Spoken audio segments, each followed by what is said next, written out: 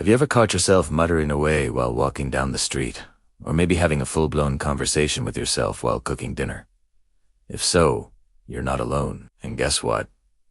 It's not a sign you're going crazy. In fact, talking to yourself is a completely normal, and often beneficial, human behavior. Today, we're diving deep into the fascinating psychology behind why we chat with ourselves, and what it reveals about how our minds work. First, let's bust a major myth. For a long time, talking to yourself, or self-talk, was seen as a symptom of mental illness. People pictured someone on a park bench, arguing with an invisible person. While some mental health conditions can involve auditory hallucinations, everyday self-talk is a different beast entirely.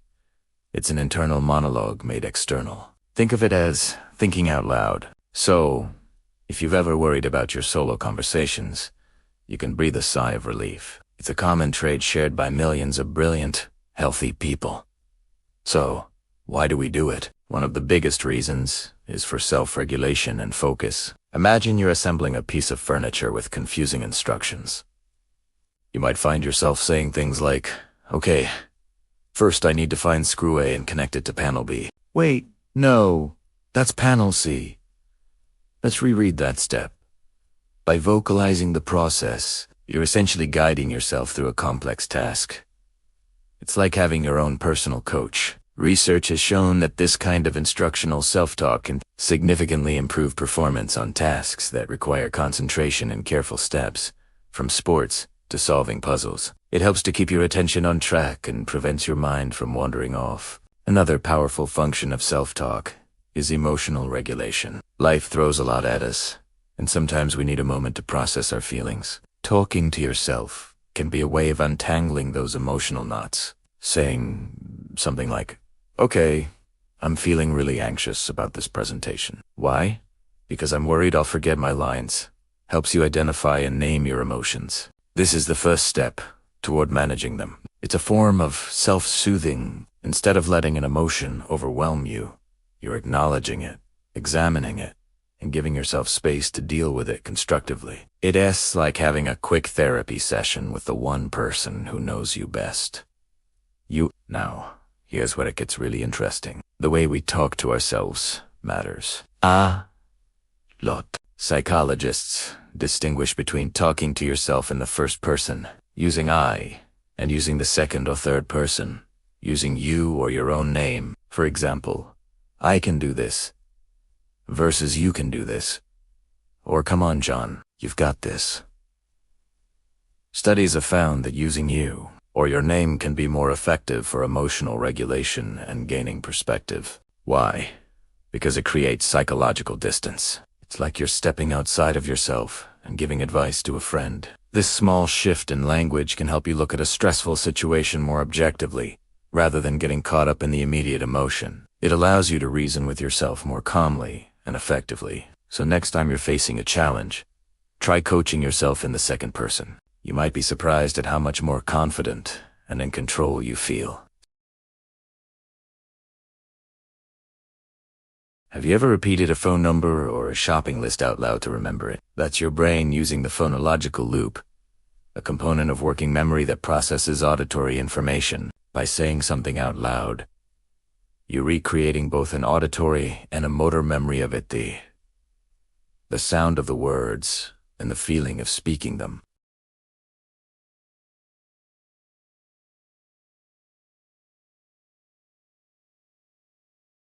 They're narrating their actions, reinforcing new knowledge, and building their understanding of the world.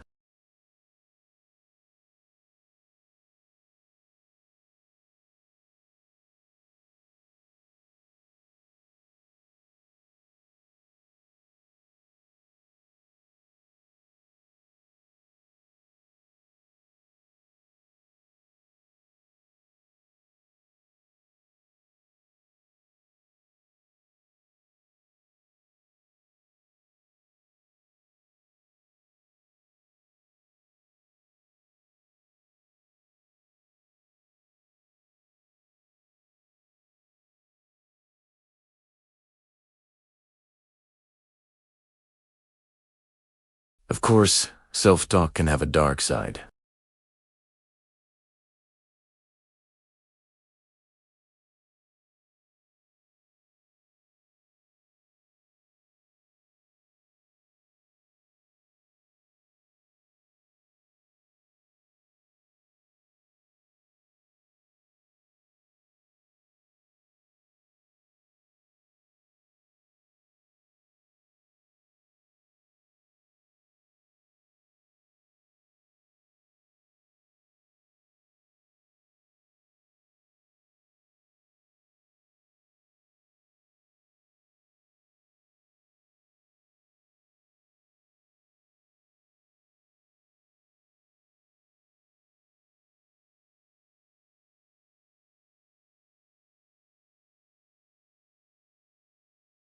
So, in conclusion, talking to yourself is far from a sign of weakness or instability. It's a sophisticated cognitive tool that we use to focus our attention, regulate our emotions, motivate ourselves, and solidify our memories.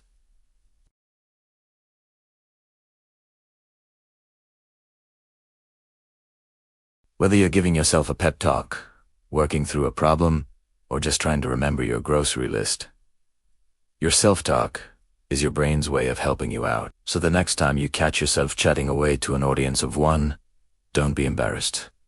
Embrace it. You're simply engaging in one of the most natural and helpful mental processes we have. You're thinking, learning, and growing. Thank you so much for joining me on this deep dive into the psychology of self. I hope you found it as fascinating as I do. If you've enjoyed this video and learned something new, please give it a thumbs up and hit that subscribe button for more content about the amazing ways our minds work. And I'm curious, what's something you talk to yourself about? Let me know in the comments below. Until next time, take care and keep thinking. Hey, everyone, have you ever caught yourself muttering to yourself while looking for your keys? Or maybe you've had a full-blown conversation with yourself while trying to solve a tough problem.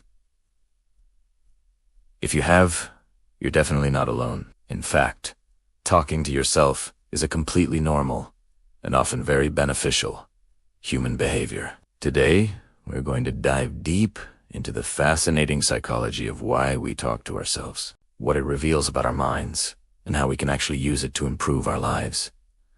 So, let's get into it. First off, let's bust a common myth. For a long time, talking to yourself was seen as a sign of being a bit eccentric, or, worse, a sign of mental instability. But modern psychology tells a very different story. Far from being a problem, self-talk is a powerful cognitive tool that we all use, whether we realize it or not. It's essentially an externalization of our internal thought process. Think about it. Our brains are constantly running a monologue. When we speak those thoughts out loud, we're just giving them a voice. One of the leading theories about why we do this comes from the influential psychologist, Lev Vygotsky. He proposed that we first learn to speak by interacting with others. As children, our parents and caregivers guide our actions with words. They might say, "Put the blue block on top of the red block." Over time, we start to internalize this process. We begin to guide our own actions using private speech. Initially, young children will do this out loud, narrating their play. As we get older, this external speech usually transforms into that silent inner voice.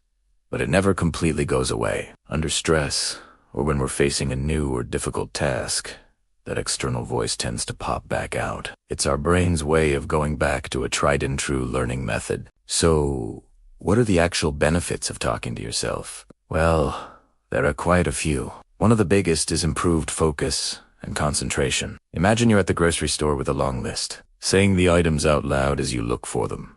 Milk, bread, eggs, can help you stay on task and filter out distractions. A study published in the Quarterly Journal of Experimental Psychology confirmed this. Researchers found that participants who were told to say the name of an object out loud while searching for it found it significantly faster than those who remained silent. Speaking the word helps activate the visual features in your brain associated with that object, making it literally stand out to you. Self-talk is also incredibly effective for problem solving and planning. When you articulate a problem out loud, you're forced to structure your thoughts more coherently. It's like explaining the problem to someone else, but that someone else is you. This process can help you see the issue from a new perspective, organize your steps, and identify potential solutions you might have missed if the thoughts had just stayed jumbled in your head. It helps to slow down your thinking and approach a problem more methodically. This is why many programmers use a technique called rubber duck debugging, where they explain their code line by line to a rubber duck. The act of verbalizing it often reveals the error. Another powerful function of self-talk is emotional regulation. We can use it to coach ourselves through difficult situations. Think of a time you were nervous before a presentation. You might have whispered to yourself, "You can do this. You've prepared. Just take a deep breath."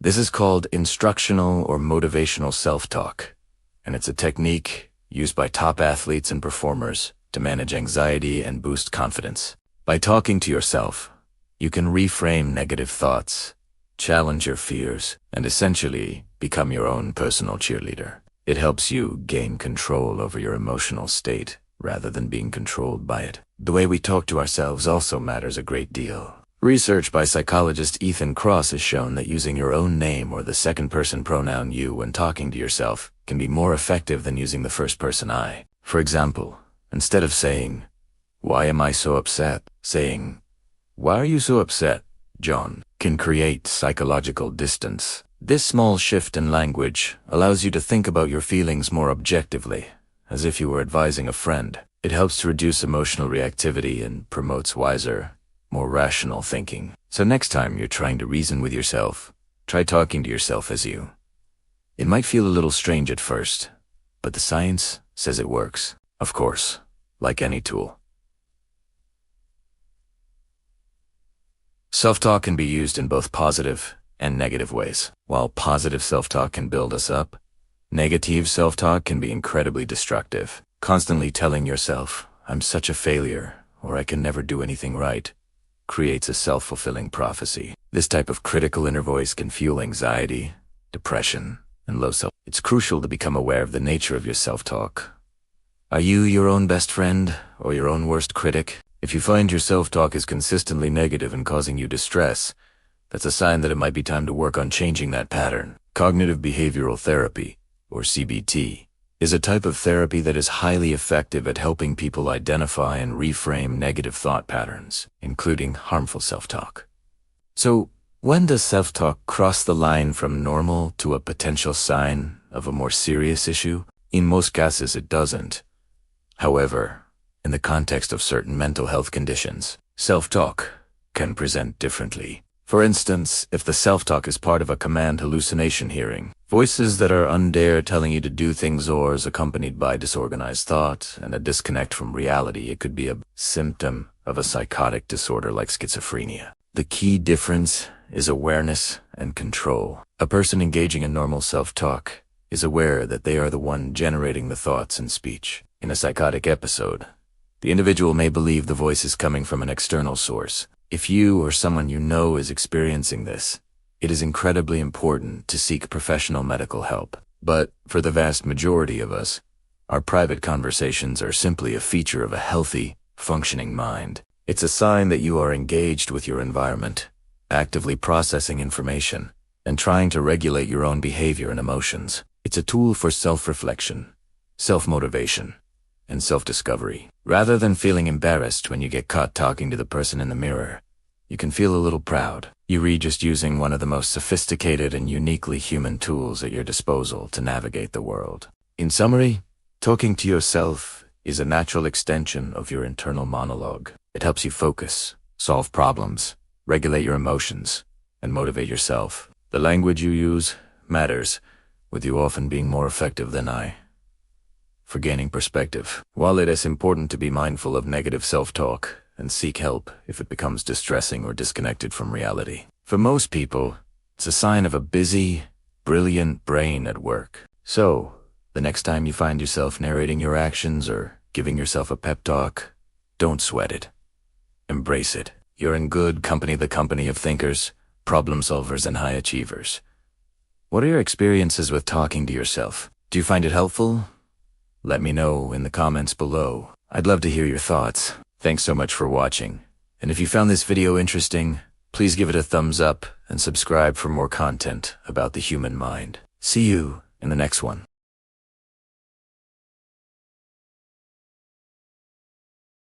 Maybe you're muttering under your breath while searching for your keys or giving yourself a pep talk before a big meeting. If you've ever wondered, am I going crazy? I'm here to tell you, not only are you perfectly sane, but you might actually be smarter for it. Today, we're diving deep into the fascinating psychology of why we talk to ourselves.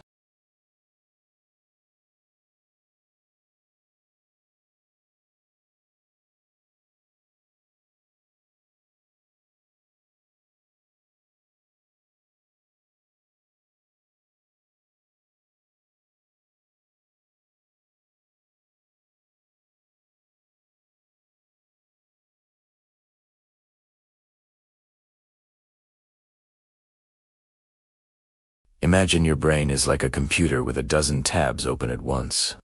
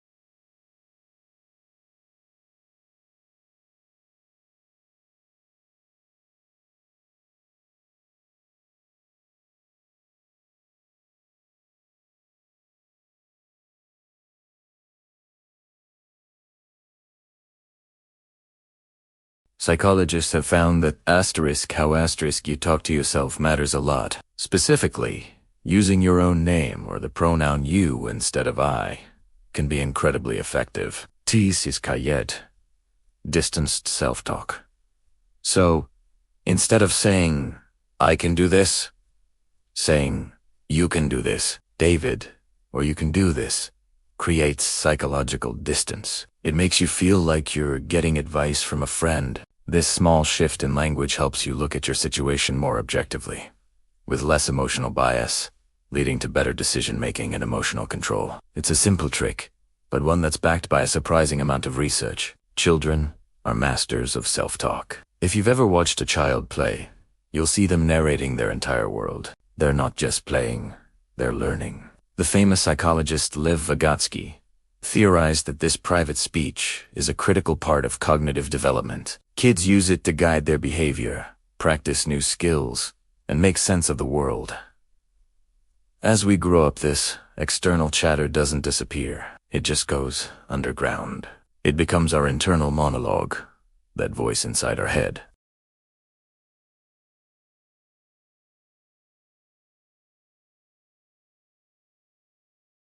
So, is talking to yourself always a good thing? Well, mostly yes. But the content of your self-talk is key. If your inner voice is a constant critic, saying things like, you're so stupid, or you're going to fail, that's negative self.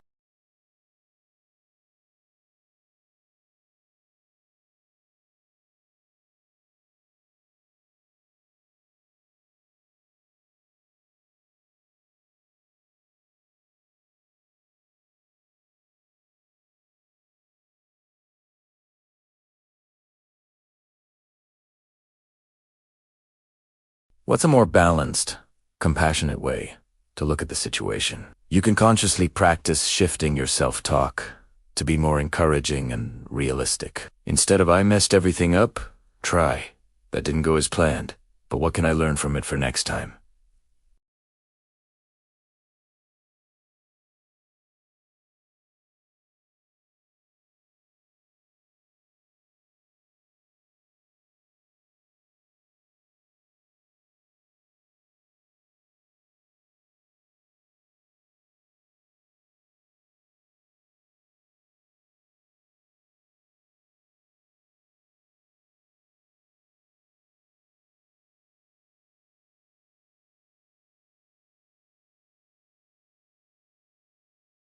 It helps you focus your attention, organize your thoughts, and solve problems more effectively.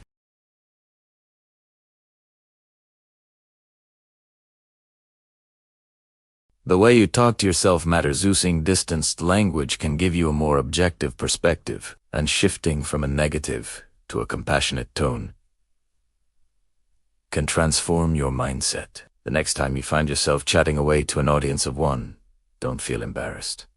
Embrace it. You're not being weird. You're engaging a sophisticated cognitive tool. You're using a built-in feature of the human brain to be more focused, more emotionally balanced, and more effective in your daily life. So, go ahead. Give yourself that pep talk. Work through that problem out loud. You're in great company, the company of focused, intelligent, and emotionally aware people everywhere.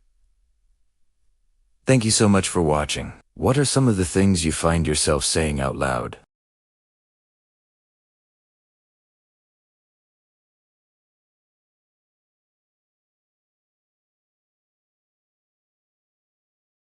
See you next time.